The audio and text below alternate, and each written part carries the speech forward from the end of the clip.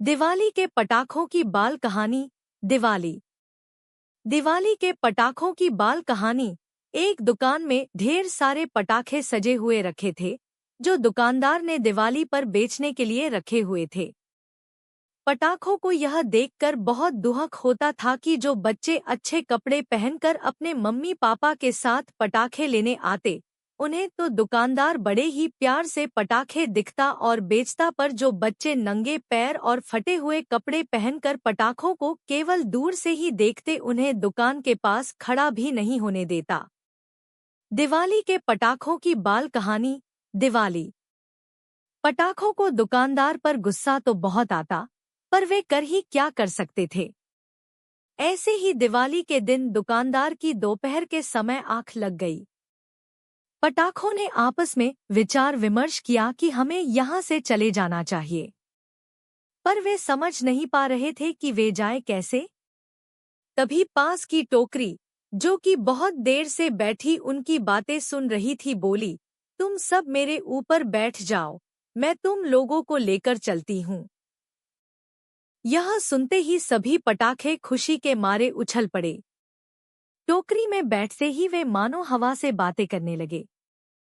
तभी उन्हें कुछ बच्चे दिखाई दिए जो उदास और गुमसुम से अपनी झोपड़ियों के बाहर बैठे थे। हाँ हाँ, बिल्कुल वही है। अनार हाँ में हाँ मिलाते हुए जल्दी से बोला, तब तो हमारी सबसे ज्यादा जरूरत यही है, हमें यहीं उतार दो।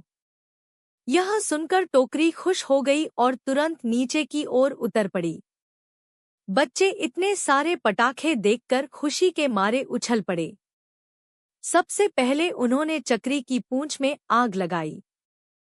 चक्री इठलाती हुई और मटकती हुई गोल गोल थिरकने लगी। बच्चे उसके साथ साथ नाचने लगे। फिर आई सांप की बारी। काली काली छोटी टिक्कियों को आग लगते ही कई विशाल नाग मानो फन काट कर खड़े हो गए। छोटे बच्चों ने तो डर के मारे अपनी आंखें बंद कर ली और बड़े बच्चे ठहाका मारकर हंसने लगे।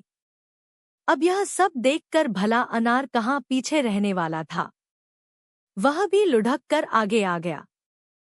जब बच्चों ने अनार जलाया तो उसमें से जैसे हजारों रंग बिरंगे सिक्के गिरने लगे।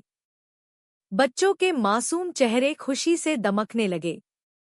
और फिर क्या था, देखते ही देखते फुलझड़ी, मेहताब और आतिशबाजियों से सतरंगी रंग आसमान में बिखर गए और देखते ही देखते वहां पर केवल कागज के टुकड़े बिखर गए। टोकरी की आंखें अपने दोस्तों से बिछुड़ने के गम में नम हो गई, पर खुशी से उछलते कूदते बच्चों को देखकर उसके चेहरे पर भी मुस्कान छा गई और वह हंसती हुई उड़ चली अपनी दुकान की ओर। तो दोस्तों, कैसी लगी कहानी? कहानी अच्छी लगी हो तो चैनल को लाइक, कमेंट और सब्सक्राइब जरूर कर लीजिएगा, जिससे कि अगला भाग जल्द आपको मिले। धन्यवाद।